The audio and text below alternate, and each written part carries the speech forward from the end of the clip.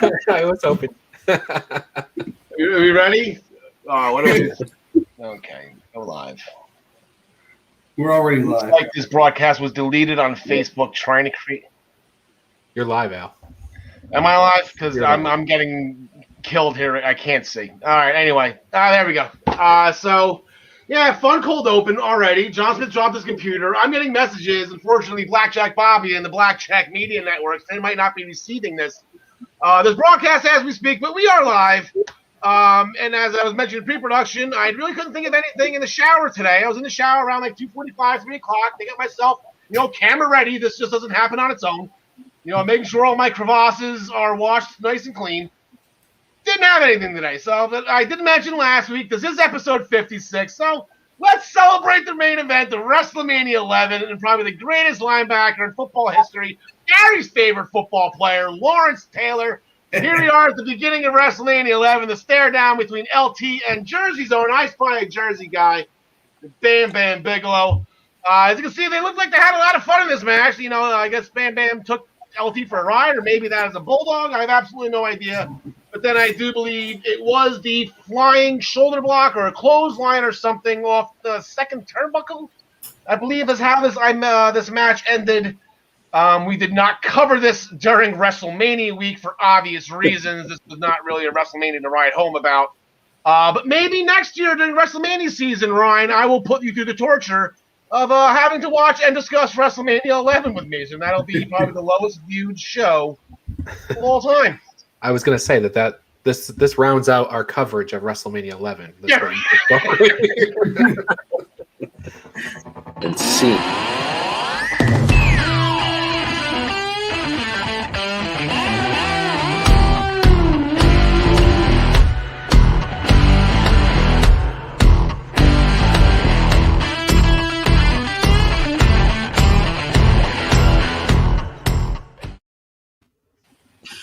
Ladies and gentlemen, welcome to episode 56 of the Essential Wrestling Podcast, powered, as always, by our good friends at the Eastern Observer. You can taste the power. I'm on my last power cup of water before I switch to something that tastes like cardboard. So you see my face twinge a little bit later on in the show. When you take the sugar out of things, it kind of takes the fun out of it. Full screen today to go over AEW Double or Nothing. But before we get started, let's introduce our panel. Below me, as always, the first ever PWP champion, the living legend, John DeConnie. John, how are you? All right. Good to be back with you, as always. Big number 56. Good times.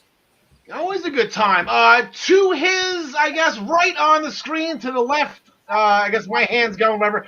A little known fact, John Smith, I really didn't know this. You're Mike Maida's cousin? I am Mike Maida's cousin. Tell everyone you know. Yeah, tell everyone Mike Maida's cousin. I didn't realize there was that connection. Carbondale, Pennsylvania.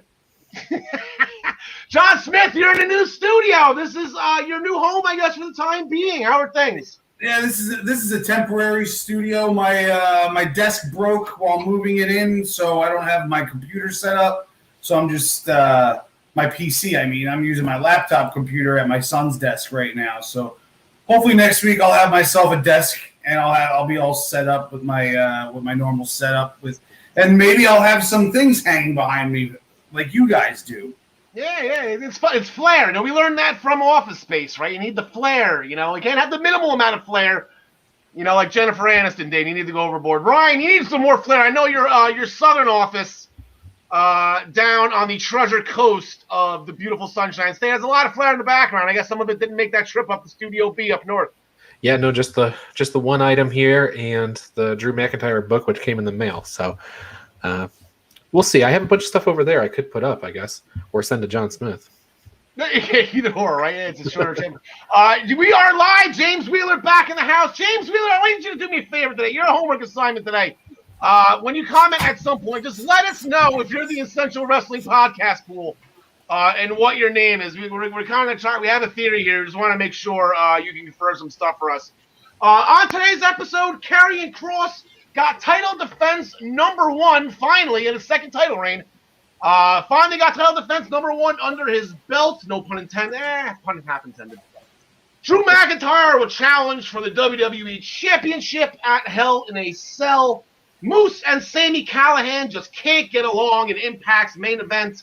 Gary Mehaffy is back with us to discuss NXT UK and the upcoming rematch between Joe Coffey and Rampage Brown. I'm excited for that one. Ryan Joy on screen with us right now from minutestobelltime.com. Forgot to shoot off your website. I apologize about that. You're going to be coming up right after this segment to talk NJPW Dominion and the vacant IWGP, World Championship, and that will be decided at the minute, so we'll look forward to that. We're going to make more picks for this week's upcoming shows, presented the graphics and statistics, always presented by minutestobelltime.com. And, of course, the picks are always sponsored by ProWrestlingPick'em.com. Play against your friends, play against the universe. And, guys, she'll like it, too. We're going to main event the show with 2 huge championship matches this Friday night on SmackDown, but we're going to curtain jerk the show with All Elite Wrestling's biggest event of the calendar year, Double or Nothing, and Kenny, by God, Omega. Ryan Joy, 2 challengers in front of him. He did not want to face them at the same time. He was petitioning all week to have Orange Cassidy step aside for the pay-per-view and then fight him at a later date. That didn't happen. And what a match. Absolutely incredible match. Yeah, it was incredible. Eventually, Aubrey Edwards had to come down. There was multiple referees. Pac hit his finisher. Orange hit his finisher. Eventually, Omega actually reversed an Orange Cassidy pin into a crucifix to get the win. So, still our AEW, Impact, TNA, and AAA World Champion Kenny, by God, better than Gotch, better than Hackenschmidt, better than Gagne, the other Gagne, Flair, Hogan, Sting, Savage, Steamboat, AJ Styles. See, all right, we'll stop you right there. I was going to try to cut you off. I was going to at least keep going for a while, and I was going to let John Smith chime in at the end. But Ryan, so Kenny Omega got it done. We know he's got Moose coming up next weekend at Against All Odds for the Impact World Championship. His next challenger for the AEW Championship. Little bit of a shock here. It came down to like all of our picks. We all had Christian Cage for the most part. Jungle Boy got it done though. It's weird. You look at the whole lineup. Jungle Boy was listed right from the very beginning. We all knew he was going to be in there. We all looked at all the participants, and we all made our educated guesses, and we were all wrong. And there's really no reason for that because Jungle Boy, it's not like he has had a minor push or anything. He's been kind of top of the picture the whole time. We should have known that Jungle Boy would be in that position, and it turned out that he was, and it came down to Matt Hardy, Christian Cage, and Jungle Boy. Matt Hardy went out first, followed by Christian Cage. Jungle Boy is your winner. He gets Kenny Omega in 2 weeks, so that'll be the next title defense from Kenny, by God, Omega. Yeah, and All Elite Wrestling, but then he's got Moose and Impact, and I failed to mention, he's got Andrade down in Mexico at some point. I think that's in August, though. August, yeah. So he's got a full plate, and I guess when you're a champion of that many organizations, you're going to have a full plate. Before we move off that, we got to say Leo Rush.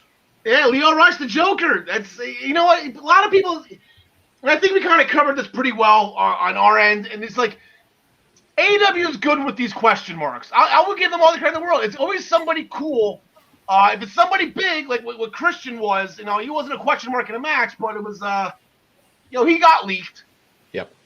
Matt Sydal last year was the Joker. Pretty cool, but it's just it's not enough. It's somebody cool, but it wasn't enough. Somebody big enough to the point where it's going to be Kenny by God's next challenger. So yeah, nice.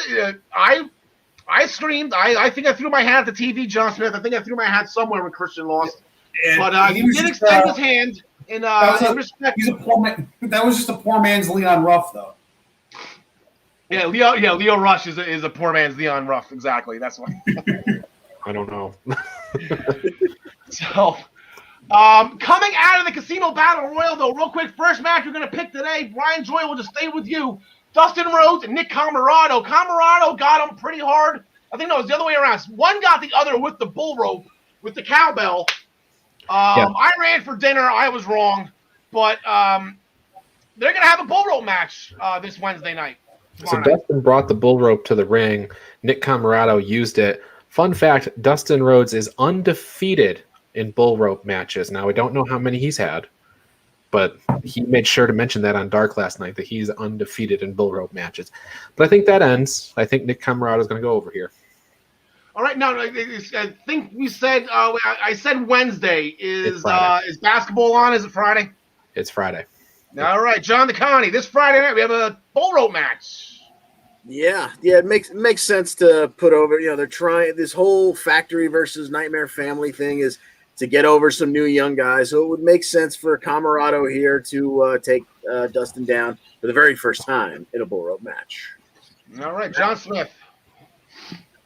Yeah, I'll go with that. I'll go with Camarado. We're going to see a lot of blood, though, either way. Oh, yeah. Well, that's where they hide the blades, right, in the cowbell, right? Dustin loves to bleed. He loves to bleed. Yes, he does. John DeConnie, we took a trip down memory lane in pre-production way back in episode 4, where yourself and John Smith, you guys made your Central Wrestling Podcast debuts, and the first topic we discussed was last year's Stadium Stampede. I believe we let it go to the point where rumors were flying around that they were going to do this every year. And what was your quote? Quit while you're ahead. Yeah, dear God, quit while you're ahead. So now, looking back at 365 later, how did they do on Sunday night?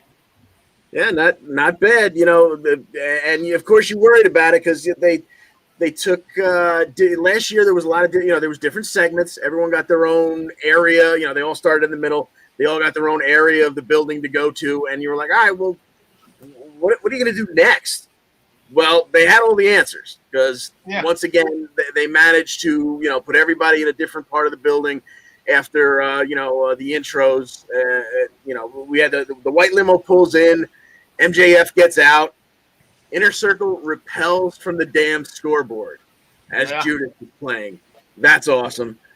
They chase towards the limo. MJF jumps back in. Presumably all of Pinnacle's in there, but we were incorrect in assuming that because the FTR Classic pickup pulls in. They're all in there, and everybody starts to dance right then and there.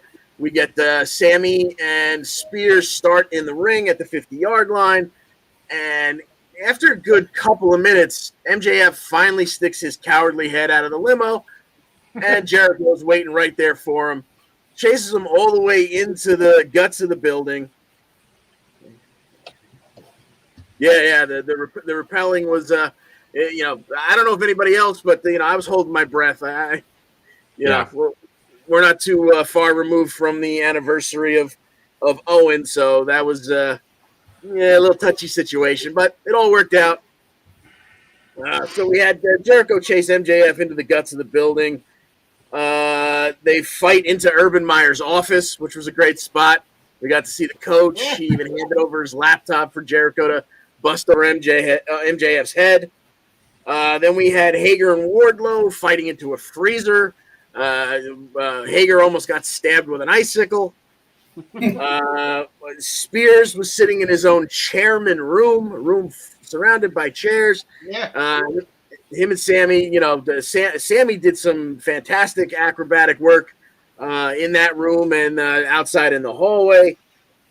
Then we get to Santana and Ortiz eventually finding their way into what was eerily reminiscent of the Blue Oyster Bar, finding FTR and Tully hanging out. But it wasn't because, on the turntables, we had Conan, so that was nice.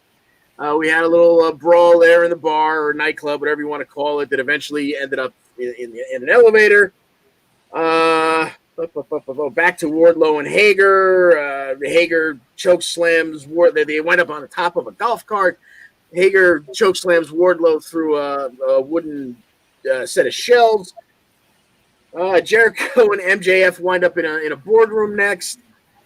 There's a hammer. There's a pile driver on the desk. Floyd makes an appearance, and they do a perfectly timed. I mean, Jericho swung that at MJF's head. Now, obviously, because we heard the connection, I guess I'm assuming MJF got the hammer that he was wielding just a few seconds earlier up to block that shot. But the Foley work was perfect if that wasn't genuine, because it certainly sounded like he cracked MJF's skull.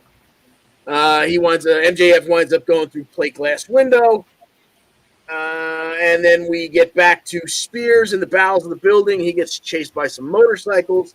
He eventually gets chased by Sammy, who this time is in the golf cart. He gets to turn that around for the first time in his career. And they wind up brawling all the way back into Daly's place. They're back in the ring. Spears delivers a couple brutal chair shots.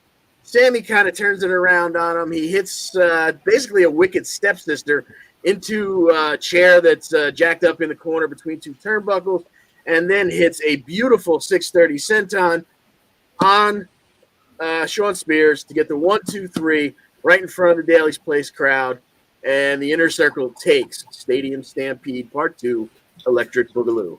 Electric Boogaloo, exactly. It's fun how Sammy got the win here because he was the one that surrendered right during Blood and Guts. So full circle with Sammy. I think not that I don't think he was ever in the doghouse for surrendering, trying to save Jericho. But he got it back. He got it back, and the Inner Circle is allowed to proceed forward. So congratulations. I'm sure they'll have some type of celebration.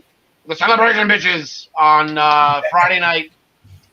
There is going to be a celebration, the one that we do know Ryan enjoy, and that is we have a new AEW Women's Champion. The Good Doctor did not disappoint us. No, and this match with Sheeta, that match could have ended at any point. There was they hit all the finishers. They hit the running knee strike. Reba was there. Reba, not Rebel, with the crutch. There were all kinds of things, all kinds of points where we thought the match was going to end. But ultimately, it came down to Britt Baker using her submission. She used the lockjaw to get a submission victory over Sheeta. And you got to feel bad for Sheeta because she's got a very long run. She never had she didn't get to win in front of fans. She didn't have a defense in front of fans.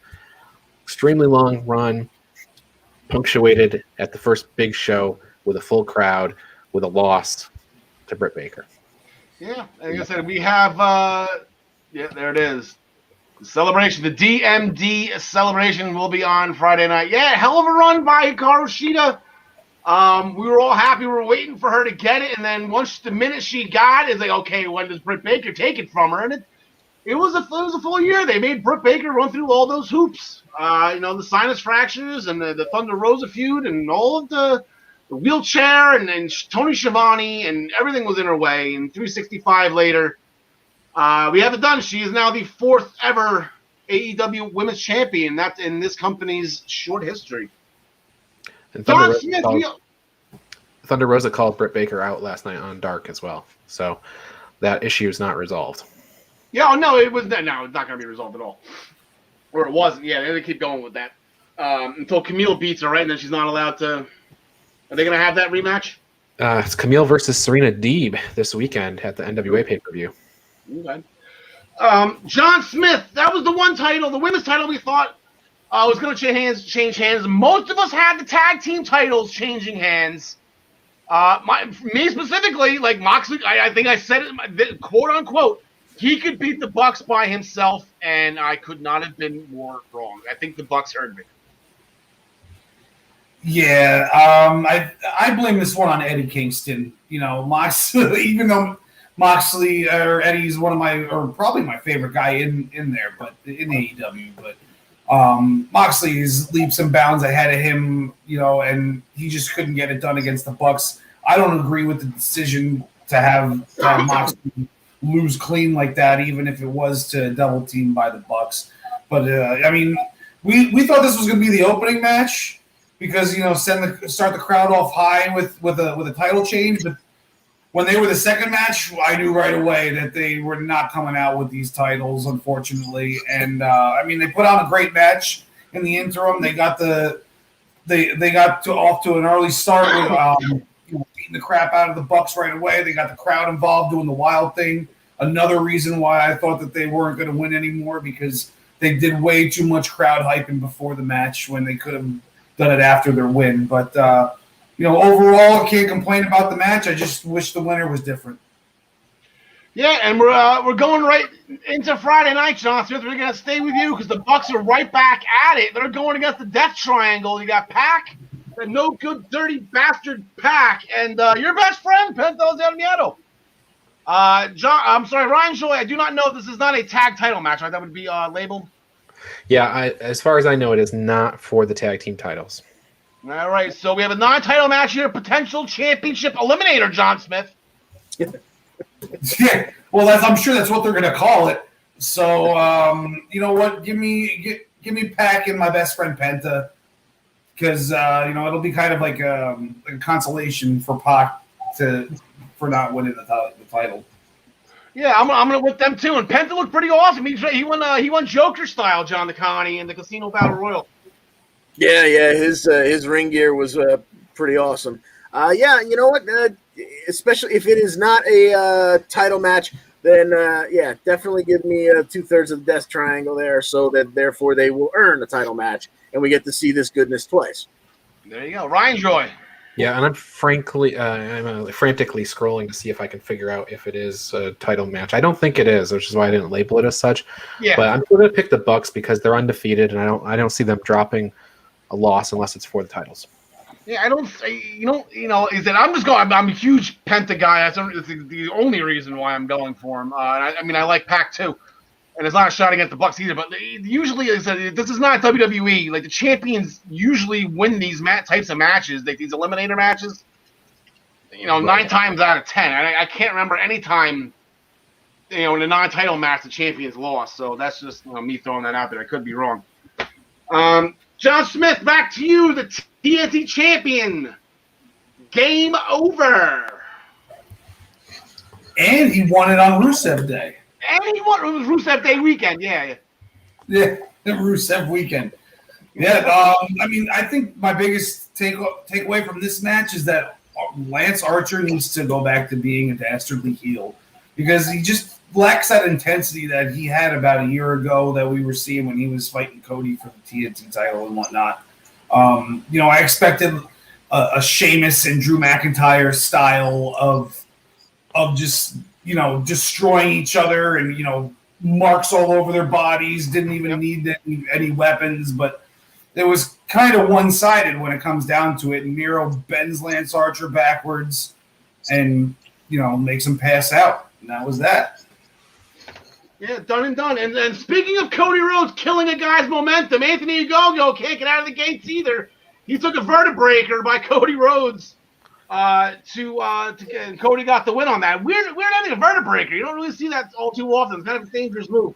Coming up on Friday night, Ryan Joy, you got Cody. He's teaming up with Lee Johnson in a match. I guess that is the Nightmare Family going against the Factories, QT Marshall and Anthony Ogogo in that match again. So maybe Ogogo can get something going in this match that Cody would not let him get at the pay-per-view. Yeah, poor Lee Johnson. He is there to take that pin, if it's even a pin and not a referee stop.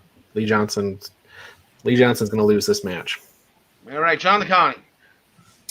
Yeah, assuming that Cody sticks with his one night only and he doesn't come out as Stardust and Stripes again, I assume that this is to put the factory over. Stardust and Stripes. Touche, John DeConnie. Touche. John Smith, who you got? Ogogo's going to win. Yeah. Yeah, why not? John DeConnie, the first in-ring action, first thing in 6 years. Did he still have it? I was hearing rumors around Daly's place that he still had it. Yeah, I would say that all 5,000 or so in attendance fully agreed that you still got it. Still, he even ripped off the T-shirt so we could see. He still had the singlet on, but we could still see that the man's in pretty damn good shape for his age. and he started off, one of the very early on in the match, taking basically a stage dive onto his two opponents. So we saw he was getting around very well. I did not see it coming. I wasn't even sure that we'd get a live action Sting match before this one was announced, but he did not embarrass himself. So good on the Icon. Darby took a lot. He got isolated in the ring once they got back in the ring and things got underway proper. Darby got isolated. Sting got a hot tag at one point, but Aubrey didn't see it, so he was back out. And Darby took a little bit more of a beating. Then eventually Darby would get his, I'm getting my comeback tumbling stunner that allowed him to tag the Stinger in. Sting hit a code red in this match. Yeah. So, if you had any worries about whether or not the old man could still go, that was certainly something you didn't expect to see coming into this match. I mean, Bad Bunny. Eventually, how did we end this here? Yeah, the Scorpio Sky was attempting a slingshot cutter. Stinger kind of stopped it and hit him with the Scorpion Death Drop for the 1-2-3. Yeah, Scorpion Death Drop. You don't see that. He was always using the Scorpion Death Drop for a long time. You don't see him. He didn't really win a lot of 2 matches towards the end of his career with the Death Drop. So that was nice little down touch. Another match as the show began with Adam Page defeating Brian Cage. After Cage, he refused help from Team Taz. Starks came down with the FTW. Like, here you go, cheat to win.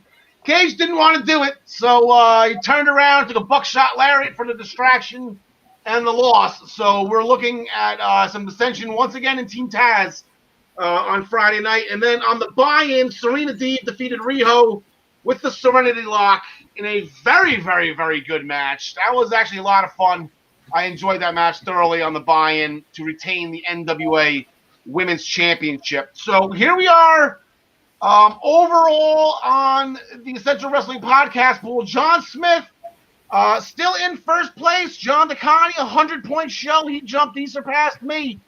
I went 7-3. Travis with an 8-2. He threw up 100 points. Brian Joyce 7-3. Gary stumbled a little bit on this one. And these were some major points, but he didn't stumble enough to the point where Tyler was able to pass him. So, and then here are our AEW only standing shows. 2 shows counted between this show and Blood and Guts. John DeConnie is now your leader with that. So, for that point, guys, we will, John Smith, John DeConnie, we will bid you adieu. There's the first place. That's going to be your first place belt going forward. You know it. Okay, so we are going to bid you adieu for a little bit. We're going to stay with Ryan Joy in the time being because we actually have a very big weekend coming up in New Japan. Now, I guess, Ryan, if you want to fill us in, last we checked off, I know you covered New Japan a lot on the Daily Wrestling News Show, specifically on Tuesdays with Travis. I know today it was a lot about the play-by-play announcers, but we have a big show coming up at the Minion. We do not have an IWPG heavyweight champion. I think I got the letters wrong again because Will Ospreay got hurt. So what is their solution? Well, I'll help you for one. It's International Wrestling Grand Prix, IWGP. Yeah, it's as simple as that. And honestly, I probably would have guessed that if you gave me a multiple choice. But Ryan, I stumbled over. I was calling Stadium Stampede Spring Stampede all last week. It's just my mind goes one way, my mouth goes another, and sometimes, I just get myself in trouble. So here's the situation. Will Ospreay has, I guess we can just call it a broken neck, right? He's got a big neck injury. It is a bone injury. He potentially has a lower back injury as well. So he is out, and as a result, he vacated the IWGP World Heavyweight Championship a couple of weeks ago. He suffered the injury in his May 4th match with Shingo Takagi. He was scheduled to wrestle Kazuchika Okada at the end of May. However, all of those events got canceled because the pandemic had a flare-up in Japan. They've instituted additional restrictions, including weekend restrictions, weekend and evening restrictions, which are causing Dominion, which was supposed to be June 6th, to actually be June 7th. So we have Dominion on Monday instead of on Sunday this coming week, I guess. And they decided that what they're going to do to determine the next champion, they're going to take the last challenger for Will Ospreay, Shingo Takagi, and he's going to wrestle then who was supposed to be the next challenger, Kazuchika Okada. They're going to wrestle a match at Dominion. It'll be the Dominion main event. Winner is the new IWGP World Heavyweight Champion. It'll be the third champion of the new belt, the new butterfly-looking belt. And I will say, if Shingo Takagi wins this match, he will be the third world champion and the third new world or new heavyweight champion this year in New Japan. Because Ibushi was new, Ospreay is new, and Shingo will be new. So... So I'm going to go Shingo Takagi. Takagi. That's it. Excuse me. I'm sorry. He's Lij. I'm always going to go with Lij guy now. But is this the case? Okay, you can put it on somebody new and keep going, or is this one of those things like, in case of emergency, break glass, and here comes Okada? You know, that's another way I'm kind of looking at this. Yeah, I kind of think Okada, and I'll say that just to kind of be contrarian. Travis has called Shingo for a couple of weeks here on the Daily Wrestling News Show. So I'm going to call Okada here, and I think it is sort of the break glass situation. Okay. However, it kind of goes like this. If Okada was meant to beat Ospreay at the end of May, then easy. You just beat Shingo, and he's off to the races as whatever title run they had planned. If not, then maybe they just have Shingo beat Okada, and then Shingo just takes whatever program Ospreay had lined up for the next year or whatever, and that's your champion. But I'll go Okada here. It's going to be a killer match. I bet you it'll go 40 minutes or so. It'll be long. It'll be good, especially considering these New Japan cards are only 6 matches because of the pandemic. They reduced the number of people that are involved. Okay. So it's going to be a long match. Okay, so we actually 2 questions before I let you go, Rye. One is a comment from James. We'll throw this up here. The rumors of WWE and New Japan working together. I did read, or I saw something, half-read an article. This whole thing pretty much evolves around Daniel Bryan. Right. So Dave Meltzer is the one who wrote it in the Wrestling Observer. He broke the news that they were working together or just talking to build some sort of relationship. Mike Johnson from PW Insider, he got the more detailed scoop in the sense that it was WWE was talking with New Japan, and they were talking about trying to get Daniel Bryan a series of dates to work in New Japan. So if people remember, Daniel Bryan's contract is expired. He's not, at least we don't know that he has a new contract anywhere. Mm-hmm. So if WWE is talking with New Japan, it could be a situation where Daniel wants to work outside of WWE, and WWE is trying to make that happen and make Daniel happen in a project that'll kind of work for both people. So that's okay. That was question 1. What's question 2, Al? Question 2. Before we let you go, I know Impact Wrestling this Thursday night, actually last Thursday as well. Kojima came out. He's a New Japan guy. Give us some education for those who don't know who Kojima is, because he is going to be at against all odds next weekend against Joe Doring, and that is a tall order. Literally tall. Yeah. Yep. Yuji Nagata is Kojima, very similar to Yuji Nagata in the sense that he's one of the New Japan active legends, right? He's in the what I always refer to as the dad group, because he's had the bulk of his career. The most success he's had is in the past at this point. He is a 2-time heavyweight champion.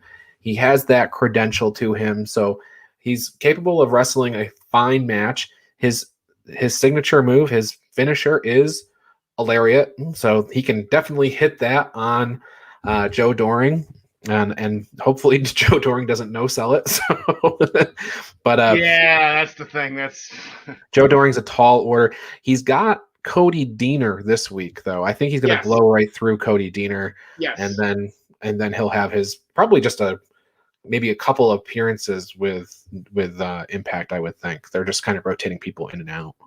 Now, So- just a quick, I guess maybe quick yes or no, if you want to just dwell on it for like a couple seconds. We're pretty good on time, I think, right now. So hypothetically, okay, so now we have New Japan guys on Impact.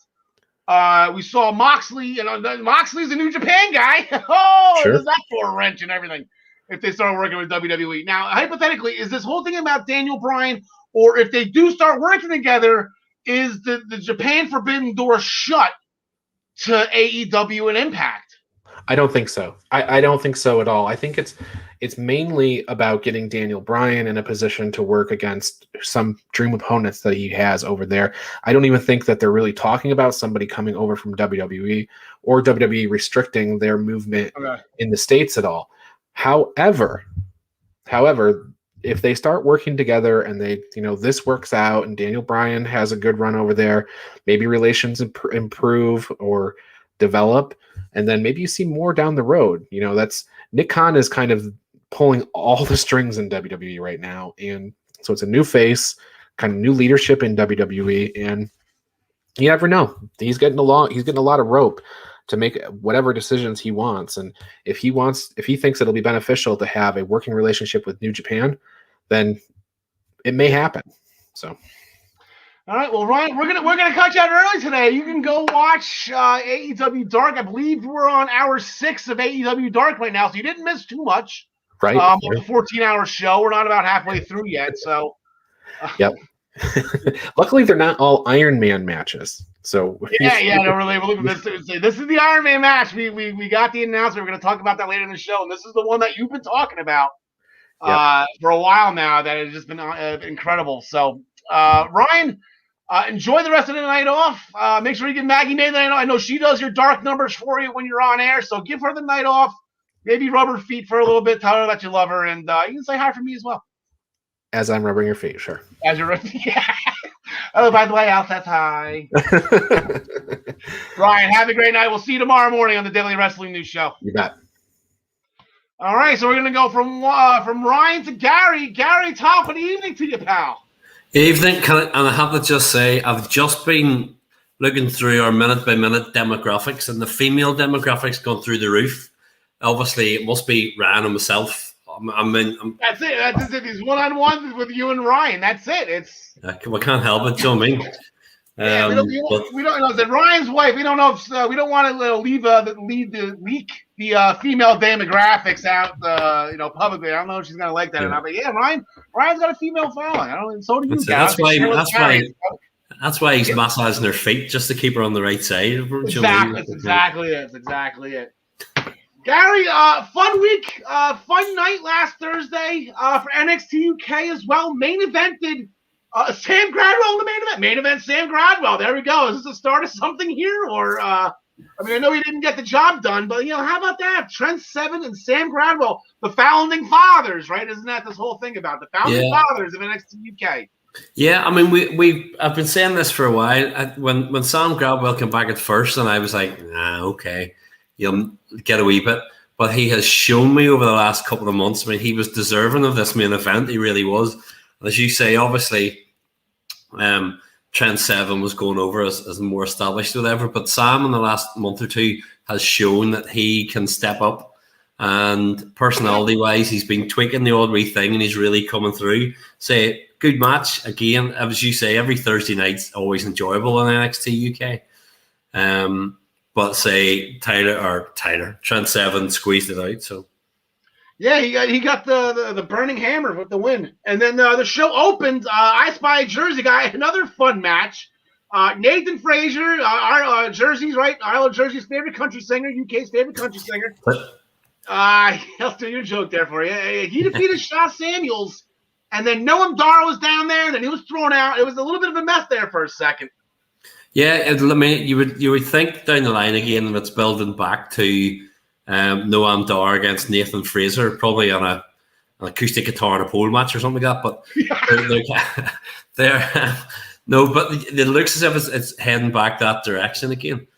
Which will be another fantastic match. It really would be. And it was again a good match between Shah and Nathan, but Nathan deservedly winning it. So. Yeah, it'll probably just be a straight up wrestling match this time. I know Noam got the win over him in the rounds match. So I think maybe this is where Nathan gets the buyback victory. Just straight up wrestling match, 1-on-1. Probably Shah will come down and he'll get probably maybe chased out by Dragunov, because that's what we've been leading into this Thursday afternoon or Thursday night by you. No one wasn't happy. He got tossed out, and that whole thing last week or 2 weeks ago on the Supernova sessions with Lenny, the security dog, the therapy dog, and the bathrobe with the dinosaurs on it, and everything was just it was a lot of fun, and got a little heated at the end. Dragunov called Noam Dar a clown, which Noam didn't appreciate, but custody of Lennon. Oh, it's not on the line, right? So custody of Lennon therapy dog is not on. There you go, Ryan Joy. He's throwing some jokes out there in his graphics. So I think we're in trouble here at Noam Dar here. I'm always going to pick Noam. I'm never going to bend against him. But in matches where my confidence level is high, he really needs to cheat and really needs to do something dastardly to win this match. Yeah, I mean, as you say, the only way around it is I do think Ilya will take it, or there could be a schmoz and Shah Samuels getting involved, and maybe Nathan Fraser comes out and we might have a tag team match in a couple of weeks' time, maybe. But NXT UK generally doesn't go in too much for the convoluted finish, so there may well be some sort of, as I say, shenanigans involving Shah Samuels, and Dar might squeeze it out. So it could go anyway, to be honest about it. But yeah, and it actually leads into that. I'm actually thinking about this now. Nathan Fraser and Ilya Dragunov as a tag team, and Fraser goes for the tag and gets him in the back, and then then Fraser's now on the bleep stick here, and it's you can do a lot of fun stuff with Dragunov right now. I'm really enjoying him. So we got that match going. Teal Man in action again. So Teal Man's now undefeated. It was at 3-0. He got the win over Ashton Smith again with the crossface. The crossface is going to be his thing now. Yeah, I mean, it's fun. It feels really bad to say that he hasn't overly impressed me yet. He came in with a really big rep, and he's not doing the sort of stuff that he would have done on the independents and other stuff when he was over here. So he's starting to show little bits of it. But again, it's one of those things where give him 5 minutes every few weeks and he'd build up and come through. So again, another kind of dominant victory for him. So you can see they're going to give him a bit more push in the next few weeks. Yeah, and he put the crossface on after the match and tried to do the shoulder separation, what he did to the Rohan Raja. And then Oliver Carter came back. So Ali's back. He made the shots last week about the family not being there and whatnot. He was referring to Oliver Carter. And Ali came back. So I guess those two are back together for the time being. Jack Stars was approached by Pretty Deadly, who proceeded to make fun of Jack Stars. I guess that's, easy thing to do in NXT UK. So Stars has to go look for a friend. They're going to have a tag team match with Pretty Deadly. Something's happening here, though.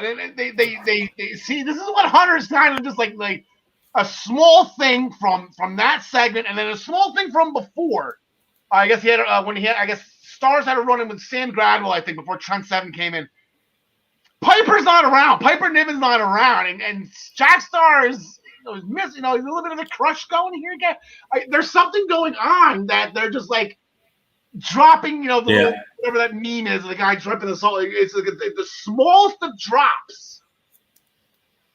Yeah, I mean, you can just say that's the one thing I love. I mean, about NXT UK, it would be easy on a 1 hour show here in the UK to go, we'll do things over 2-3 weeks and away you go.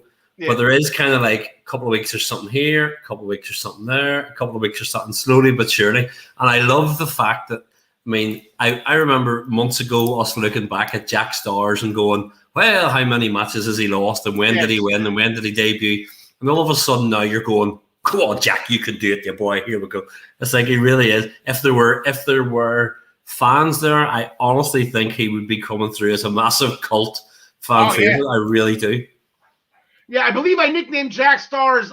His nickname was NXT UK's resident punching bag was the nickname I gave him because he was the guy when he came in. Yeah. And that, like you said, look it up. The handprint that Walter left on his chest in Walter's first match in NXT UK is something incredible.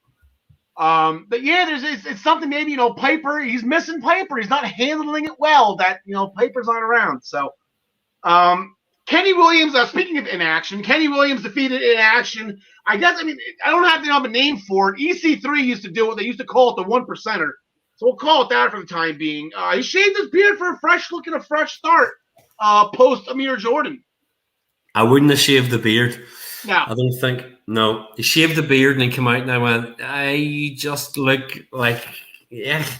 Whereas with the beard, he had that wee bit of attitude, and he still has the attitude. But I know why he shaved it. I mean, I understand it. We're going for the whole new look, new attitude. Here I am, but I would have kept the beard personally. But again, I do think that they see something in him, and there were rumors about him going across to main NXT type of thing, but I don't see that. Maybe a year or so's time, but I think that they've got big plans for him. I think. Yeah, they would have him win that match. That's a credible win for him. You know, whether it's Amir Jordan or not, he won a lose or leaves town match. And no, you can't see. Here's the problem: you can't shave the beard during hockey playoffs. You can't do it. It's superstitious. It's super superstitious. Not even just a little stitious. It's superstitious. You can't do it. You gotta let it grow again. It worked for me last year. The Islanders got the Eastern Conference Finals. Working right now. They're doing pretty well. So, the NXT UK Women's Championship. Miko Satomura, she's challenging Kaylee Ray again. That match is not this Thursday, but the following Thursday on June 10th. So, Gary, that's going to be our highlight match to pick next week. Yeah. This Thursday coming up, we do have a rematch that I alluded in the beginning. Joe Coffey and Rampage Brown. Rampage Brown got the first match over Joe, that 3-1. That 1 is to Rampage Brown. Rampage Brown's 1 is to Walter. And Joe Coffey has been on the other end of Walter as well. So, Walter's kind of run through both these guys. But Joe Coffey says he owes him receipts. So I know NXT UK and Triple H, he's not as guilty as Vince McMahon for the 50-50 buyback, which is what I call it. One guy wins one night and the other guy wins whatever. It's like a guy at the bar, right? I got to give him a guy a buyback. He bought me a beer. I got to give him one. So, where do you think this is going right now? I think Rampage can pull it off again. I'm going to be controversial and go for Coffey, right? And the reason being is even when we were talking there about Noam Dar and Nathan Fraser maybe facing off, if they faced off in, say, 2-3 weeks' time and Fraser gets the win, they've got one each. If Joe Coffey beats Rampage, they've got one each. You could build a big episode where you say, okay, here are all the rubber matches. Who's going to take it? Who's going to be? So I'm going to go Gallus Boys on top, and I'm going to go for Joe Coffey. Okay, I'll buy you on that one. Okay, I'm going to leave you going forward then. Is there anything going on about NXT UK TakeOver anywhere? It doesn't have to be Dublin, but is there any type of maybe just at the BT Sports Studio? Like, can we do an NXT UK TakeOver here? Where maybe like the last man standing is, that's the final match for those two, Like, is there anything brewing that you've seen that can lead us to believe that there's maybe some type of UK takeover coming up? There was talk because they'd put back the Dublin one again and they hoped to do it, and then all of a sudden the word was Dublin one's cancelled because they don't know when they can put on a show with fans. Obviously, there are how many fans they could do over here at the minute, but I absolutely agree. I mean, it would surprise me by the end of the summer if we haven't had a show like that. So I would say by kind of SummerSlam time that I think we'll have had some sort of big show along the lines of a takeover type. Yeah, because they had Prelude and we're like, okay, let's just ease. Let's get that next one. Come on, let's get the big one. The SummerSlam would be absolutely great. It doesn't crowd or not. I know the UK crowd. We missed them. And they were a huge reason why, it's like the ECW. Like you tune in for the UK crowd and you stay for the wrestling. Like it's like one of those So, all right, Gary, I think that'll do it for the time being. What happened at Double or Nothing with you? I know. Do you know what? I got up the next morning and looked at all the results and went, I was convinced Anthony Ogogo would beat Cody Rhodes, but I'm with John Smith on this one. We all know Cody Rhodes. Yeah, that's it. So, Gary, thank you again for staying up with us late. I know it's late over there in Northern Ireland. Appreciate it. And we will see you next week. Yep, I shall see you then. All right, so we'll bring back in John Smith. We'll bring back Finally, in something we can agree on. Finally. Yeah. So, the smoothest transition we could possibly do on this show, is going from overseas UK to our beloved stateside version of NXT. And John Smith, we had a huge NXT championship match last week. Karrion Kross said he's a two-time champ. He finally got a title defense. He didn't get to defend it the first time because he was hurt while the match while getting it. So, title defense number 1, check. Yeah, and I don't mind that it took this long for it to happen. I think world title matches should be few and far between, with more of the chase happening in the interim. The match itself was awesome. I thought that he was going to win the same way he won the first time, but it was cool that he actually choked out Finn Balor. I did not expect that, for Balor to just go out like a light and get called out with the TKO. But I expect him to get that favor returned to him later this year, somewhere, some way, somehow, because to put over Karrion Kross twice when you're the first ever Universal Champion, that really gives Kross a lot of clout. You know what I mean? Yeah, and like I said, I know we're talking about it. Maybe we can have a quick 5-minute, discussion at some point going forward, because now we have Kenny Omega, twice. We have Roman Reigns, Bobby Lashley, and Walter. Who's losing first here? Like, some of these champions are so freaking dominant. Who the hell are going to beat these guys? And now Karrion Kross, and that's it. You look at that NXT roster, and we'll just get right into it now. Regal announced a number 1 contenders match between Pete Dunne, Johnny Gargano, Kyle O'Reilly. The winner gets Karrion Kross in your house next weekend. This is going to be fighting tonight. This is probably going to be the main event tonight. This match is a toss-up. I think there's an argument for each one of these guys. But the end result is none of them are beating Karrion Kross. So, let's just have fun, but maybe just put the points on this one. So, John Smith, who do you got challenging Karrion? This is why Kross is such a great champ, because he walks that line between face and heel so well that any one of these guys can win. And, I'm not going to go with O'Reilly just because he recently had a couple shots at it. I think it's going to be Johnny, just so Kross can get him back fully for what he did a few weeks ago in Austin Theory when they gave him double knees. I will not be upset if Pete Dunne wins the match. I just think it's going to be Johnny. No, I'm not. I don't think anybody's going to be upset at any one of these three. And actually, John Smith, I'm actually with you. Johnny's kind of the dark horse because you go heel face with O'Reilly. That's an obvious one. Pete Dunne, he had a match. He's been out in the world title picture. He's been calling out Kross for weeks now. And when Kross hears his name, he usually responds. He doesn't like people saying his name. So I think Gargano is kind of the underdog here, enough to the point, John the Connie, where it's like he has probably a better shot than anybody. And what John said is exactly right. They know each other. It's not like Gargano and Kross are strangers here. They had a thing going, and probably the greatest NXT match of all time with Karrion Kross and Austin Theory. Exactly. Yeah, if this wasn't leading up to a takeover. Sure. A thumbs up from John. Thanks, John Howe. If this wasn't leading into a takeover, I probably would go with Johnny here because you're building on the fact that he just had that match with Theory, like John Smith said and whatnot. And obviously we know we're gonna get Pete Dunne versus Karrion Kross at some point. So I'm going to go with Dunne only because, I didn't realize it for a second. Then all of a sudden I'm looking at my calendar and go, oh, yeah, there's a takeover coming up. And that sure sounds like a takeover headliner. So give me Dunne in this match, but I will not be at all upset to be wrong. No, it's not going to be surprising. I honestly had zero idea where they're going with this. None. Yeah. All I know is if Vegas put odds on this, they'd all be the same and they'd all be minus. Yeah.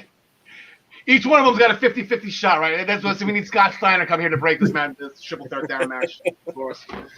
John the Connie, the show started with a women's tag team division match. Shopper Moonheart, they got the win, and then they got their asses kicked. Yeah, things weren't looking good for them early on. They gave this one about 11 and a half minutes, and it was a little bit of back and forth, but a lot of Raquel being physically dominant, and it started to look bad for Shopper Moonheart, as you've dubbed them, when Ember went up for that one-arm power slam, but she managed to reverse out of it into an eclipse, and Raquel rolled out. That left poor Dakota alone to take that double team maneuver where Ember kind of hits the old Dominator and Shotzi, does a drive-by cutter, and they got the 1, 2, 3. And then, Raquel's out on the floor and she's angry, and Shotzi took a beating, banged into the plexiglass, slammed on the barricade. It was an ugly ending for a night that started out with a win. So Shotzi and Ember in bad shape at the end of this one. Yeah, it was. I said both of them, but it was more Shotzi. Yeah, and you get the feeling that Ember Moon kind of tripped her way into an NXT Women's Championship match here. I get the feeling that's going to be the match at In Your House next Sunday. I'm sure something's going to happen tonight with those two. If Shotzi's out of the picture and Ember's looking for revenge. A former two-time women's champion. It's a credible opponent. It's someone that Raquel needs to beat to further the resume. So, yeah. Yeah, you can totally see the show starting with, Shotzi in a neck brace or something, and, Ember's out for revenge. So. Yeah. Is Ember a two-time champ? Yep. Really? I know she won it after Asuka vacated it. She won it again? I thought maybe she's not a two-time champ. She lost it to Shayna. Okay, so it was just the one time. Yeah. Oh, did she have it twice? I gotta look that up. Ryan. Oh my God, the one time Ryan Joy's not in studio. All right, I'll try to look it up after you guys look it up. Mercedes Martinez, she learned from her recent loss to Raquel Gonzalez last week. As night one on her road back to the title picture. And then as she's saying that, here comes Boa ripping off Dexter Lumis. He's kind of lurking around in the back, which was really weird. Then Mercedes Martinez, she had a match. She went out. She defeated, I can't remember her name, John Smith. What was her name? Who? Oh, Zion Ruff? Yeah, Zion Ruff, thank you. With the air raid crash. Then post-match, here comes T and Shaw's music. They didn't come out, but all of a sudden the lights went out, and then I guess they declared Mortal Kombat. They had that palm stuff. They declared Mortal Kombat on Mercedes Martinez, so it looks like T and Shaw. That's gonna be fun. If Xia Li versus Mercedes Martinez, I'd like to watch that. That's gonna be a lot of fun. That's gonna be pretty hard hitting. So going back to Dexter Lumis, he's still heartbroken, and he drew about it a lot. And Indy found the room, so Indy knows that she's trying to find him, but Dexter Lumis is sitting off in Stalker Land with a broken heart. But speaking of broken hearts, Johnson, this is segue after segue. Speaking of broken hearts, Cameron Grimes, damn it! Like they always tell you, and I think he even said this too: never meet your idols.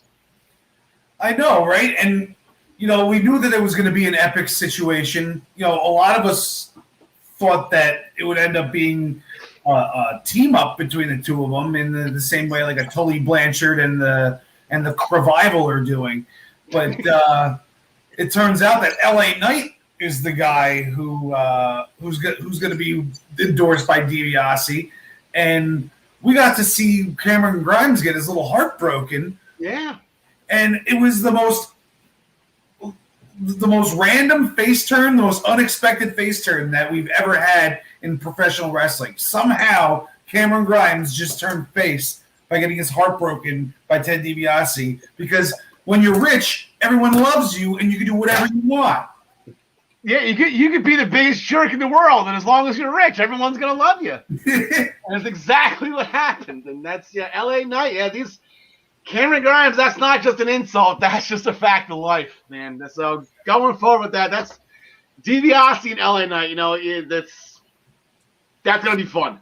I think back the $1 million title. You can bring back the $1 million. That's the guy you put. And that's the feud. Maybe you put it. You can have a $1 million championship match.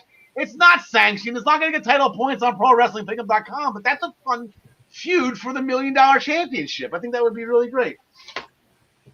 John DeConnie, you mentioned Pete Dunne earlier as your pick to be the number 1 contender and Karrion Kross's challenger. He had a match against the returning Bobby Fish. And I got to tell you, right in my notes, the first thing I wrote down or I typed up is, man, did I miss Bobby Fish? Yeah, because these two put on a 12-minute clinic, holds and reversals and joint manipulation and stretching and countering back and forth. And none of us were, too shocked to see Pete Dunne win it. He would eventually, Bobby would grapple him into a face-down armbar that Dunne stood up out of. A very nice reversal because he stood up right basically into a pump handle, which allowed him to hit the bitter end for the win. But this one was, all about, it was giving us 12 minutes of goodness, but it was all about the post-match where Oney Lorcan, who had been, lurking outside the ring, jumped on Bobby Fish afterwards and stood on and stretched that surgically repaired the arm and the surgically repaired triceps muscle. And I'm assuming we're going to see those two lock it up somewhere down the line, not too far in the future. Yes, yeah, that's going to be fun, Oni and Bobby. I am actually just looking up right now. According to Wikipedia, Ember Moon is a one-time champion. She won the vacated championship after Asuka left for greener pastures on SmackDown and Raw. She won the Fatal 4-Way, which is one of my favorite matches in TakeOver history. I think it was Kairi Sane, Peyton Royce, Ember Moon, and maybe Nikki Cross. I think it was a little fun. It was a lot of fun, that Fatal 4-Way, and then she ended up losing to Shayna Baszler. I remember that one. I think I had Nikki Cross in that one. Once again, I had Peyton Royce all the way. I've been the biggest Peyton Royce fan for God knows how many years. I was going nuts in that match, rooting for her. Anyway, Tommaso Ciampa, Timothy Thatcher, they're coming for Grizzled Young Veterans, and they're going to enjoy it. Meanwhile, Grizzled Young Veterans, they replied with they owed Ciampa and Thatcher a receipt, and they're done with them. So, Grizzled Young Veterans, they got the last shot in, and they want nothing more to do with Ciampa and Thatcher. But that's just not going to be what happens. Just don't see it working out. We got Thatcher throwing chairs now in the backstage interviews, and yeah, there's going to be a problem. Frankie Monet, she had her world premiere. She defeated Cora Jade with the Widow's Peak and Fun thing. So my beautiful bride, the one thing she hated about Ty Valkyrie in Impact was the earmuffs, the gigantic earmuffs.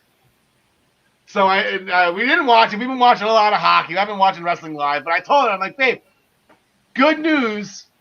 Taya is not wearing the earmuffs anymore. She's like, thank God. But she's got these puffy things on her shoulders. And I showed her the robe that she was wearing where the poofy balls are like this freaking big. Completely dwarfed any earmuffs she's ever worn in her entire life. So kudos to Frankie Monet for one-upping herself from Impact. It was like earmuffs for her body.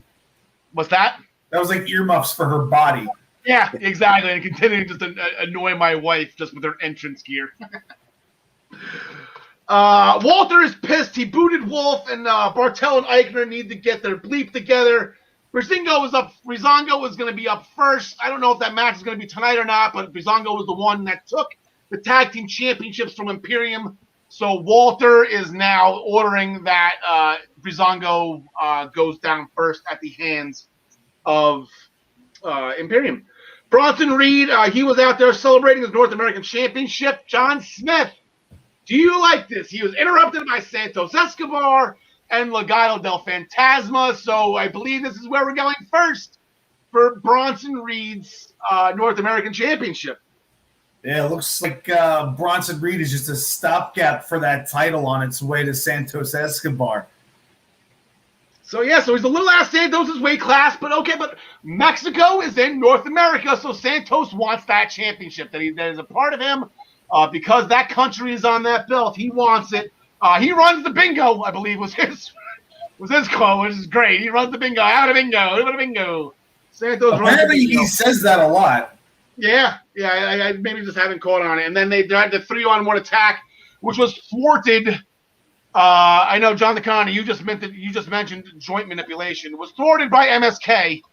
So we actually have the NXT Tag Team Championship match, the match that Legado del Fantasma, Joaquin, and Raul, they earned this. They are going to be going up against our undefeated champions. Most likely in the main event. I don't see any reason why this wouldn't be the main event. I guess the number one contenders match. So this will be the top of the hour at 9 o'clock probably tonight. John Licani, who do you got in this one? Yeah, different kind of joint manipulation, but yeah, I get what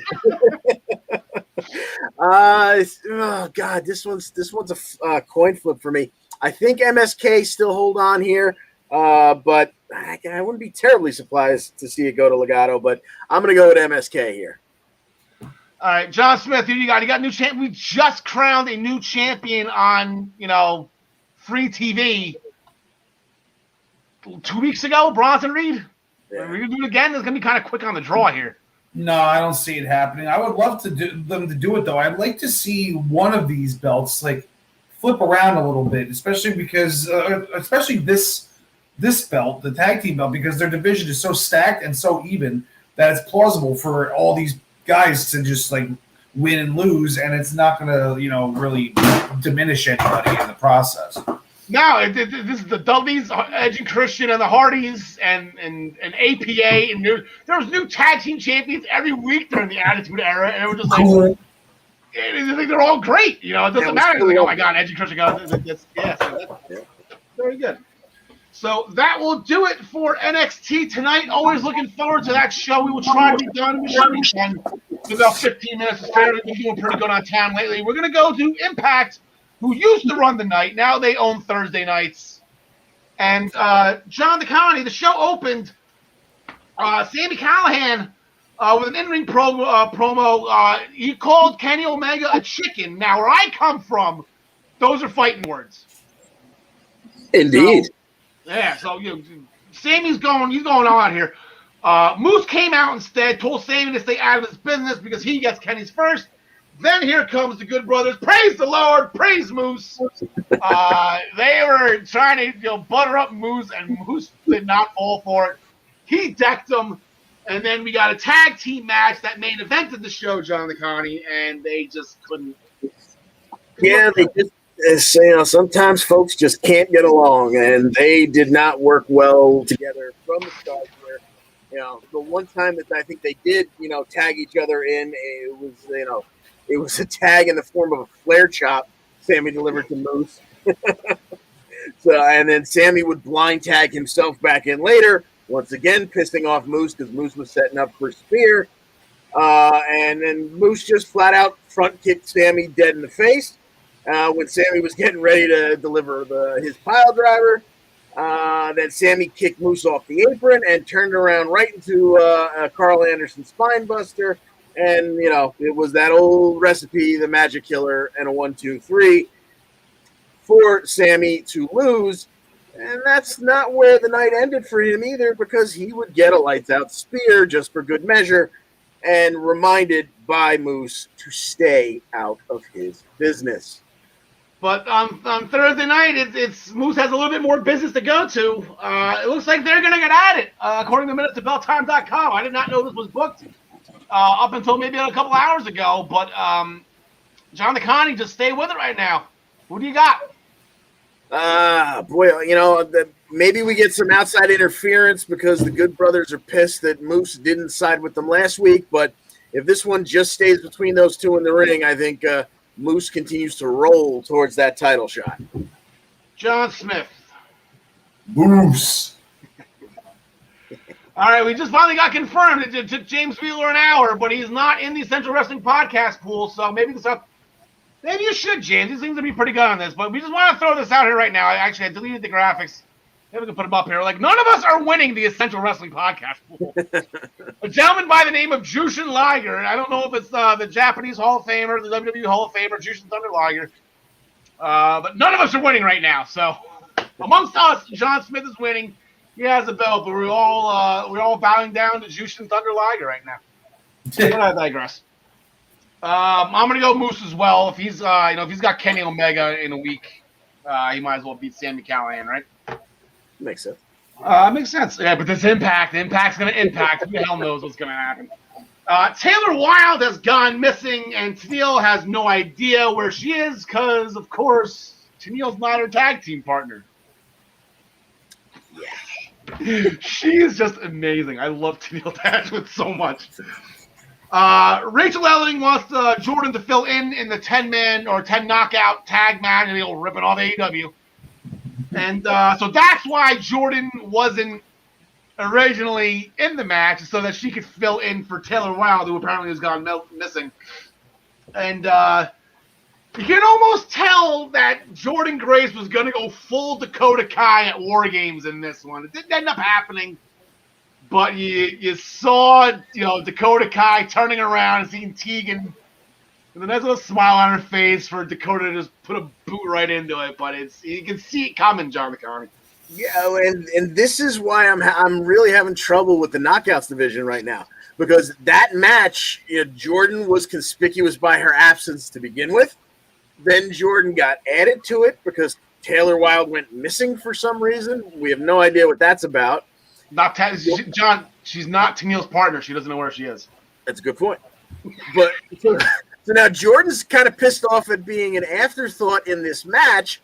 So you assume somewhere in this match, Jordan's either going to, go crazy and dominant and win the match, or she's going to lose the match and then freak out. The absolute last outcome I would have ever expected in this match is Deonna takes a pin. Yeah, right. And that's what happened when Rosemary hit a wing clipper. I don't know what she calls it, but basically it's a wing clipper. Yeah. And pinned the Knockouts champion. I don't know what they're doing, but once again, the caveat always exists. Impact on Impact. Yeah, and that's twice Rosemary's gotten her now. So she got her with the wing clipper. Meanwhile, Fire and Flavor and Susan and Kipper, they were fighting each other. They were all teammates with Deonna. They were all killing each other on the outside. So Deonna got left hung out to dry. So Deonna's pissed as all hell because that's 2 pinfalls she's eaten now from Rosemary. That match was booked for Against All Odds, and she had that look. She had that look, guys. Deonna has that look, and we have told you, if you learn anything from this podcast, do not piss off a Jersey girl. It will come back to haunt you tenfold, and that is what Rosemary has done. Yeah. She pissed off our most technical wrestler, and Rosemary is going to get stretched next Saturday night. Add to this match with this somehow, I guess I have it wrote down as Under Siege Backlash, as Jordan and Rachel are getting their rematch for the Tag Team Championship against Fire and Flavor. John Smith, you want hot potato with the belt. This has kind of been doing that. It's done it once or twice, but Jordan and Rachel didn't have it for all that long before they lost it back to Fire and Flavor. Do you think they get it back? No, this is happening this Thursday. This Thursday. It's called Impact Backlash. You know what? I guess we're gonna get the heel turn this Thursday. I'm thinking then. That's right? Johnny, is this it? Yeah. Otherwise, what did they do to earn this match? So I'm assuming that's what this is here for them to lose one more time. Impact still has the rematch clause in their contracts. I don't know if you want if you go on ImpactWrestling.com in their legal department, their contracts all have rematch clauses in it. Okay. My bad. Yeah, and Deonna Purrazzo's her barista, whatever the coffee guy, he makes those contracts. So we had an injury update on Matt Cardona. He suffered a fractural orbital bone after Brian Myers threw him into the camera last week or 2 weeks ago. So he's out 12 weeks with a broken orbital bone. Does anyone see the irony in this? Of course, this is leading to. It's going to lead to another eye for an eye match with Cardona and Myers. This is not. All right, so Impact's resident inaction guy accidentally interrupted Myers, but instead of slapping those ugly tattoos off his body for doing so, Myers decided to teach him to become professional. So it looks like Brian Myers is taking this guy that I believe was in Trey Miguel's gym. Looks like Myers is going to take him under his wing and teach him to be professional. But I should slap those tattoos off. Now, does that mean he's actually going to tutor this guy, or is he going to get in the ring and beat the hell out of him? I don't know. I think he's going to teach him to cheat. I think this is how you be professional. You thumb the guy in the eye. Because poor Sam Beal had already lost, earlier in the day to Eddie Edwards. He got himself invited to the Boston Knee Party on BTI last week. So, this could wind up being a great week for Sam Beal. He gets a mentor, or he just gets another ass whooping. So Violent by Design, our new tag team champions, Eric Young, he reintroduced us to the whole squad. Eric Young makes sure we know who they are and where they come from and why they're in Violent by Design. And the wrestling world would be theirs. And then here comes Kojima that I spoke with Ryan Joy about. So here comes Kojima from New Japan. He's the newest crossover from the Forbidden Door. First it was Finjuice, then it was El Phantasmo, and now we got Kojima. And he wants Joe Doring. Apparently him and Joe Doring have this history, but he picked a fight with the biggest dog in Violent by Design. I do have a match for it, but this Thursday night before we get to Joe Doring at Against All Odds, he's got Diener. So John DeConnie, you gonna give Diener a shot here? I mean, he said we got to build up something going into the pay-per-view, right? Yeah, poor Diener. He's just going to be the guy who gets us introduced into how Kojima looks in the ring, and he'll take a loss. Kojima will roll on a winning streak into the pay-per-view to face Joe Doring. John Smith. I agree, and let me just say that drawing of Kojima was awesome. Yes, that's probably the best drawing that I Draw Wrestlers has done for us so far. Very well done. I'll put that back up. Very well done. Spot on. Yeah, look at the detail. Absolutely incredible. Decay, Tarus and Crazy Steve, they got the win over Johnny Swinger and Hernandez. That's just a lovely tag team, Swinger and Hernandez. After a leaping DDT off the middle turnbuckle by Crazy Steve on Swinger. Small interaction between Decay and Violent by Design on Decay's way to the ring. So after Kojima came and interrupted Violent by Design's promo, they went in the back. Decay did it to them too. So we're kind of looking towards, and I know Joe Doring is going to have a match against Kojima and Against All Odds, but are we going like Freebird rules here? Are we going to get Decay versus Rhino and Diener for the tag titles maybe at Against All Odds? So to be continued with that, they had a sit-down interview with Morrissey, W. Morrissey, and he reiterated that he's pissed and angry at the fans in the wrestling industry. And then Swan got the receipt on him. Swan jumped in from behind this time during the interview, just like Morrissey did to Rich Swann a couple of weeks prior. So it looks like that's going to Against All Odds. We got a big match coming up on Thursday. We have a tables match between Jake Something and Rohit Raju. Potential PWI feud of the year here, John Smith. 100%. That's what I thought. They're gonna start it with a tables match. I'm sure this is gonna be a year-long feud. Yeah, I got Rohit winning this one with the help of Shira. All right, John DeConnie, I believe tables were involved to set up this match. I'm not remembering a couple of weeks ago what exactly happened. Yeah, Shira was speared through a table after Rohit's match with Jake Something, and that leads us to this one. Rohit's. We're gonna do your kind of match. This is a tables match. This is in your ballpark. But I think Rohit takes it here because he's Rohit. Yeah, that was when Rohit was yelling emphatically for Jake Something to not do it from the top of the ramp, and Jake Something just doesn't listen. He just doesn't listen. Typical man. Doesn't listen. Yeah, I'm going Rohit Raju on this one. 100%. TJP and Fallah Bob, they got the win against Josh Alexander and Petey Williams after a Samoan drop by Fallah Bob into the Mama Splash by TJP on Josh Alexander. So TJP got the pinfall on Josh Alexander, the X Division champion. So it's going to be a leak over match. They had a discussion in the back, Josh Alexander and TJP. TJP wants the X Division championship. Josh Alexander granted him the match, and I think Scott D'Amore was the one that made it an Iron Man match. Yep. So they're going to start the Iron Man match on their pre-show. It's called BTI, which I think stands for Being the Elite, before Impact.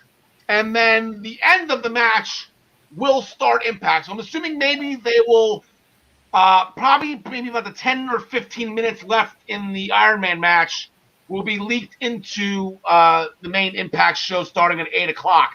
But if anybody watches the Daily Wrestling News Show, we are all co-hosts on it, and Ryan Joy has been adamant about a leaked Iron Man match that is probably the greatest match. Like, this is a potential, in all seriousness, I know joking around with Bro Heat Raju and the PWI, but this is legitimately could be, according to Ryan Joy and his sources, this could be the match of the year candidate, because apparently this match is, as the kids say nowadays, off the chains.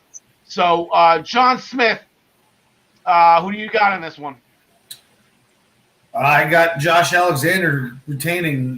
This is his time. He's showing us exactly who he is, and he's going to win this one. Is it going to be an hour long? Do you know? 60 minutes. All right, good, because I hate those 30-minute Iron Man matches. Those aren't Iron Man matches. Yeah, especially when they only wrestle for 25 of them.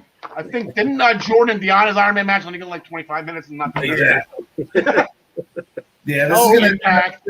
I think it's going to end up like 6-5 or something like that. Lots of falls. It's going to be really exciting, and I can't wait to see it. Okay, John DeConnie.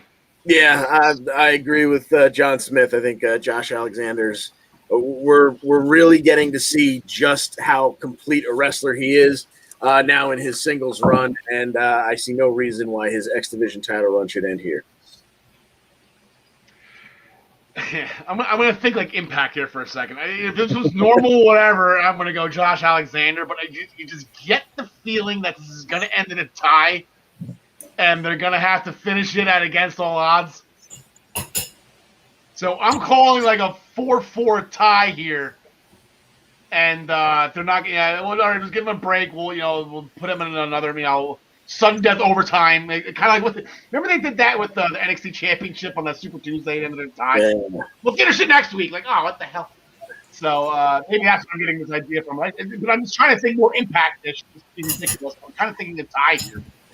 We'll go over the tie. So. Excuse me. That will do it for Impact. And we're going to go finally get to WWE here. We got 2 WWE shows. We're going to start with Raw first because SmackDown has the 2 huge championship matches. James Wheeler, I forgot to hold on. He's chiming in with a question. Impact Wrestling is turning 19 years old on the 19th. All right, there we go. That's a nice little fun little fact right there from James. And James wants to know, Don Callis said 4 belts are not enough. The IWGP and NWA are next. I think he smoked freaking Nick Aldis. I think the IWGP, that's the belt that's going to be tough for him to get. But I think he smoked Nick Aldis in like 5 seconds. Well, Ryan's brought up multiple times that he doesn't have to go after the big one for IWGP. Jon Moxley's got that big red beauty over his shoulder, and it's right there in Jacksonville. So we could see that before too long, and I wouldn't mind that a bit. I see. I disagree with Ryan on that one. I think I think Omega has to go for the big belts. Then what is he going to do? Freaking go collect, the Cruiserweight Championship? He's going to go to NXT and challenge Kushida? This is not... No, he's a big... No, those other belts are beneath him. No, he wants the big dogs. So. You want to chime in your opinion on that one? Then maybe Ring of Honor, he might end up grabbing that one. Or, I mean, when I first heard that they vacated the title over in Japan, that was my first thought. It's Kenny goes over there, gets there for like 2 weeks, wins it and loses it, and then comes back. And then, that way he'll have had like the 5 belts at one point. All right, so speaking of heavyweight championships, the one championship that Kenny Omega will not get his hands on is the WWE Championship, currently held by Bobby Lashley. There was a match last night, John DeConnie, to determine his challenger for Hell in a Cell. Yeah, we had Drew McIntyre and Kofi Kingston running it back after they could not quite get a finish last week. And this time, MVP and Bobby Lashley were banned from ringside under threat of 90-day suspension with no pay. So they hung out backstage in a very comfortable room in front of a TV, a couple of nice ladies around. They had no problem with that. And meanwhile, Drew and Kofi, danced for 22 plus minutes, and I really got to give credit to Drew McIntyre. He's a guy that before this run, I'm not breaking any ground here to say he's had an amazing year and a half, But before this run, I didn't, I could take him or leave him. I didn't really have any feel for him. He has put on some fantastic matches with the big guys slapping each other around. Those have been some beautiful, ballets of violence. And then he went out and did 22 minutes with Kofi flying around, and, that was equally as enjoyable. So, he really has moved to that next level of, not that I ever thought he couldn't put on a good match with anyone, but he's putting on, noticeably excellent matches in different styles, different sizes. And the way he ended this one, Kofi goes up to the buckle for some sort of aerial attack, and McIntyre lands an elevated Claymore that, Moose has that drop kick where he goes 8 feet in the air and kicks somebody off the top rope, but this was right up there with that. And, the people who are, get higher than anyone else in the world, like, RVD and Riddle. I mean, he was way up there in the clouds, and he landed that Claymore. He got the 1, 2, 3. Then Lashley came out in front of the Tron, held up the belt, and, fade to black. That's where we're going for Hell in a Cell. Yep. So that's in 3 weeks, right? I believe that's actually on Father's Day. Yeah, 20. The Miz was eaten by zombies, and he tore his ACL, and he's back doing his talk show. Like, how incredible of an athlete is this guy? Like, unbelievable. So he had Miz TV.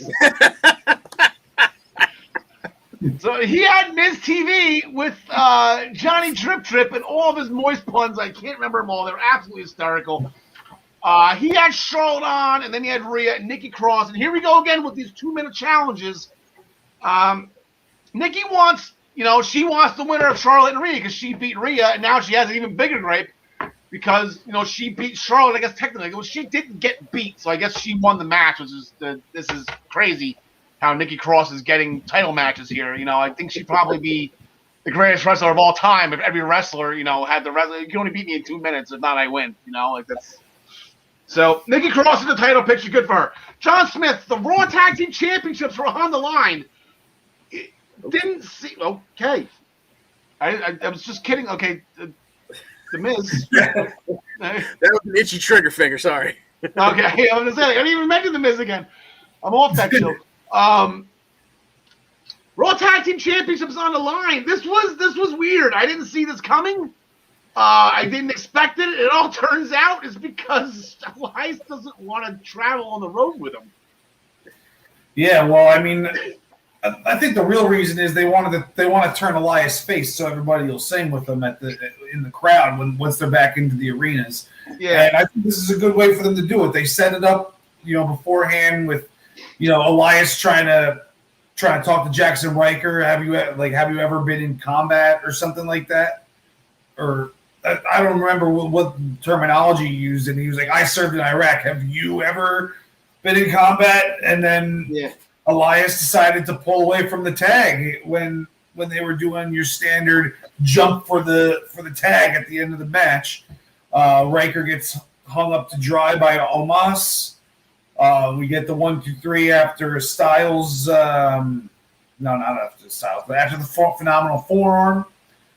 And then later on in the show, we get the backstage interview with Elias explaining to us that he does not want to have to be around the guy that's such a loose cannon.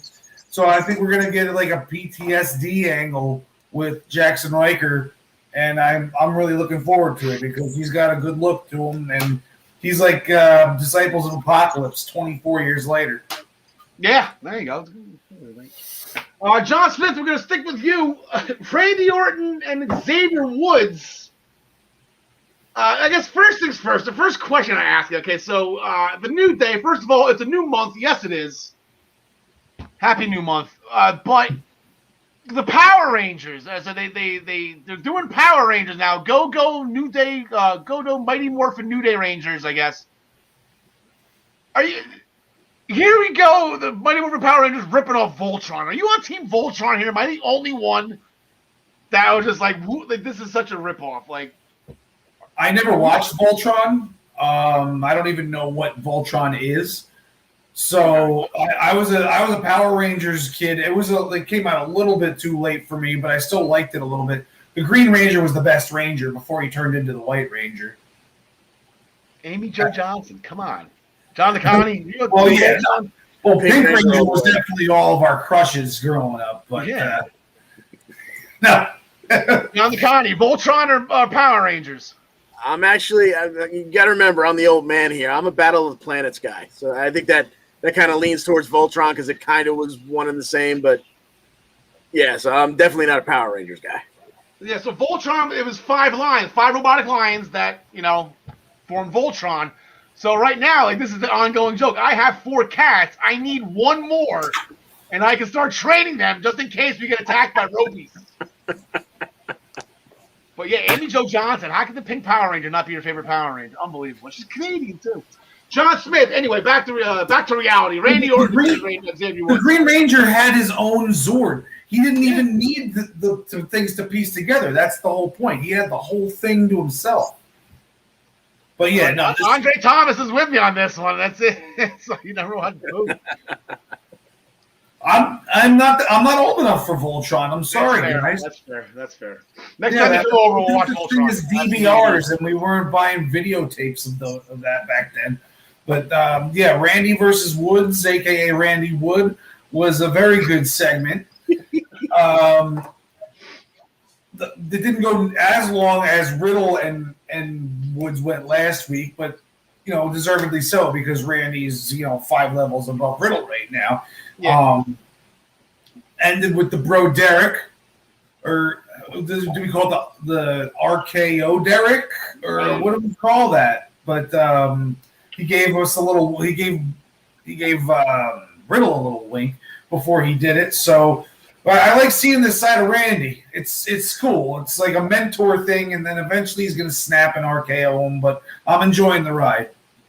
Yeah, well, we've seen this before. He even said it. If he can't beat him, join him, and then when they least expect it, screw him. There you go. So this is gonna be fun. Yeah, but yeah, Riddle popped for the Bro Derek. That was great. That's fun. John the Connie, 2 for 1 here. I don't think we've ever seen in the history of Raw someone get Raw rolled up twice in back-to-back matches. This was unprecedented. Yeah, and it couldn't have happened to a nicer fella. We had Sheamus, come down to the ring and grab the mic. He was very, very angry that Ricochet and Humberto Carrillo took turns last week, working their finishers on him after a match. And he said, while he wasn't ready to go, a handicap match and take them on 2-on-1, he would take them on 1-on-1, back-to-back, both in, basically the same segment. So he starts out with Ricochet, and they're having a nice little match. It's not even 90 seconds into it. Humberto Carrillo's music hits, and that's enough to distract Sheamus, and Ricochet hits the Raw roll-up. We go to commercial. We come back. It's Humberto Carrillo's chance. Sheamus gets his nose broken in the middle of this match with a vicious forearm strike from Carrillo. So that made the match go a little bit longer because Sheamus wanted to get some lumps in back. So this one, approached the 5-minute mark. But Ricochet's right there at ringside the whole time. And, just a little bit of a, hey, how you doing from him. And once again, that's enough for Sheamus to fall victim to the Raw roll-up. And, now do we get a 3-way for the U.S. title somewhere down the line? Are we ever going to get a U.S. title defense? I don't know. But Sheamus, not a happy fella. No, he's not a happy fella. See, here we go. You were saying this, and you're thinking, like, this is what Kenny Omega was trying to do. And it was a good thing that Kenny Omega didn't do this, because if he had Pac won, and then Cassidy, well, he would have lost both of them. And so instead, he just fight them both at the same time, beat them both at the same time. There you go. Sheamus trying to rip off Kenny Omega. Who'd have known? Fast forward the rest of Raw real quick so we can get into SmackDown and get off air sometime for NXT. Reginald defeated Shayna Baszler with the Raw Roll. There we go. Roll-up strikes again.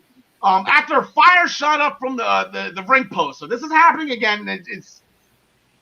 She knows it's Alexa Bliss. So long story short, Alexa's Playground was in the back. She wanted Reginald on. That didn't last long. Shayna went full schoolyard bully, threw Reginald off the swing yard step, and took the swing from him. That was, I've seen that since I was 5 years old. That was actually pretty funny. I had some flashbacks. Told Alexa that they need to talk before this whole thing gets out of hand, and then told Lily that she was a stupid doll. So this should be interesting going forward with those two. I really like where this is going. The War Raiders were giving Mansoor some tips for when WWE gets back on the road. Mustafa Ali chimed in saying, "Don't trust anybody," a mantra that we've all loved when our beloved Rattlesnake was saying it. So to be maybe Mustafa Ali and Mansoor, that's a fun little feud going right there. I would like that. Mason T-Bar, they defeated Lucha House Party after a double sit down choke slam. Mandy Rose and Dana Brooke defeated Naomi and Lana after a leaping neck breaker Samoan drop double team. That was, if they ever practice that and that looks smooth, that's actually going to look cool as hell. So I actually, good job by Mandy and Dana on that one. And then Cedric Alexander, he once again defeated Shelton Benjamin. After another thumb to the eye, followed by the Neuralizer. I pop for Shelton's music. It's so good. You know what?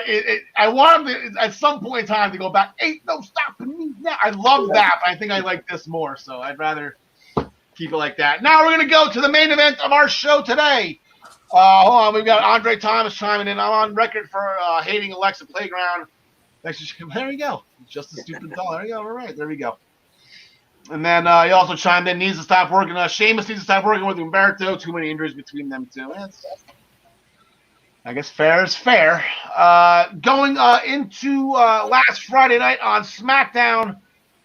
There we go. We'll change the logo right there up to the blue brand. We started off, Jimmy Uso was amped for his tag team match with Jay. Their first match in over a year together. They want to get those tag titles back. They want to make the family proud. Roman even wished them luck. Kinda. Usos get into the ring. Street Profits were already in there. Fun little jaw jacking back there. I have it written down. Some great exchanges of verbiage. So I thought that by both teams. And then they commenced duel, John Smith. Yes, so yeah, the Street Profits played the part of inaction. They didn't even get their entrance. That was a little weird, but it was all about the Usos, and I was pumped for this match. I haven't seen an Usos match in over we haven't seen an Usos match in over a year, and they're my favorite tag team of all time, as you know. They went 20 minutes. I was not expecting this to be a clean ending. I thought that Roman Reigns was going to get involved, or maybe Jay would, hop off the apron, Elias style or something. But they looked awesome. They looked clean, like they never missed a step, and they won the match. And now Jimmy went back there and asked for a tag team match this week for the titles, and he got it. Yeah, so Usos were the win. They went to Postman Pierce. They're going to get it next week, so we'll just pick it right now, and then I'll go. Hold on, I'm losing my grab here. There we go. I need Ryan's space whatever thing to get me off. The ums and the uhs, whatever that machine is. So Roman had a heart-to-heart with Jey Uso, though. After all this was booked, he doesn't want Jay to go back to where people say, which one are you?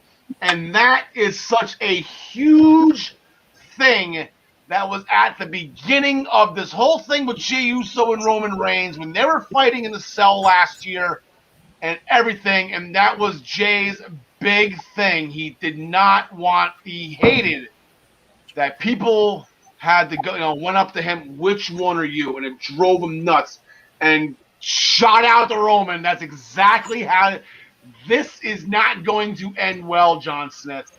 For Jimmy. Yeah, shout out to Roman too, because this is like the most perfect character for him. This little Roman where he's doing this head of the table thing, he plays it so well. I don't see the Usos winning this match though. I think something is going to happen now with the Dynasty family in this match to make it not happen. Maybe Roman's going to guilt Jay into even not showing up to the match. Yeah, and actually, John the Con actually skipped over the fact that the Mysterios defeated Bobby Roode and Dolph Ziggler after a sunset roll-up from Dominic on Roode. I'll do it for you. They just reversed what happened at Backlash, where at this time Ray was out and Dom had to fight alone, and he still got the job done. So, who do you got going forward in the Usos and the Mysterios? What do you think is going to happen? Yeah, I think the Mysterios retain here. There's something along the lines of what John Smith said is going to happen. Whether if Jay doesn't come out at all or Jay walks away mid match, something like that, Jimmy's going to get hung out to dry here, and the Mysterios will retain. Well, I completely concur. John the Con, I'm not going to skip over this one on you. All right, Andre Thomas, he is on the Minutes to Bell Time threads. Andre, glad that you're watching. Glad that you're chiming in. We're looking for BJ Pavinka. Where's BJ? Because our benevolent king, Kingsuke Nakamura, the king of strong style, along with Eric Boobs playing into the ring again. He had a match with Chad Gable, John the Con. God, more Chad Gable, the better.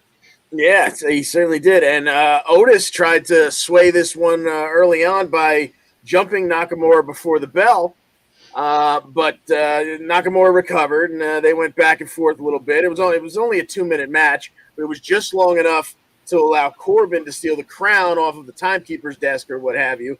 Shinsuke would eventually hit the Kinshasa for the win, and Corbin was 3/4 of the way up the ramp with his crown, and Mr. Boogs, he almost got away, but Mr. Boogs knocked him back down right towards Shin, who eventually would leave with not only the 1-2-3 victory, but he would get back his crown. His crown. BJ's got to be. I don't know if BJ has hair or not. I've never seen a picture of him, but he's got to be pulling whatever it is out trying to get that crown back every week. It's actually good fun. Well done. Bianca Belair, she defeated Carmella with the kiss of death. Bayley then jumped up on after calling out Michael Cole, which was absolutely hysterical for botching Bianca Belair's name. Good job by Bayley. But then she started laughing her ass off at Bianca, and Bianca almost looked uncomfortable with it. It was actually kind of funny that it was really like she kind of got like shamed. Like she's like, "Oh my god, like why is she laughing at me?" Like she couldn't beat Carmella. I don't know. I thought that was interesting. Natalya and Tamina, they had a non-title match. They defeated the Riot Squad with a Superfly Splash on Ruby. Good to see the Riot Squad back. They can't. Goddamn, they had such a good showing at WrestleMania too. They need to get going. Those two. Come on, Liv. And then Seth Rollins with yet another incredible suit. Did an in-ring promo on his birthday. There you go. Happy birthday to Seth. He blamed us for brainwashing Cesaro into believing he's better than he actually is. Way to twist that. Very good, Seth Rollins. I tell you what, it's amazing the SmackDown Raw thing. Like, why can't this happen on Raw? I don't get it. But if Cesaro never steps foot in the ring again, it's going to be on us, the fans, for shooting up Cesaro. Kudos. John Smith, before we get into picking the Intercontinental Championship match, a quick recap of what happened last week. Yeah, we got about 1 minute of a Intercontinental title match because Kevin Owens hit a quick stunner and then got hit with the Nigerian nail right through his neck. Or where does that even hit? The neck? The throat? Temple? Like, I don't even know. Throat. All right.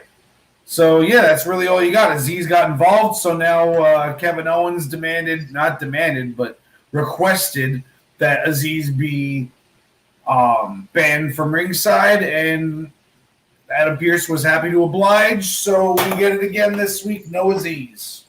All right, and I believe he got the match. Yeah, he said he got stunned, so Owens would have had it if it wasn't for Aziz. So, John Smith, are you going to think we got a new champion this week, or how's Apollo going to pull it off?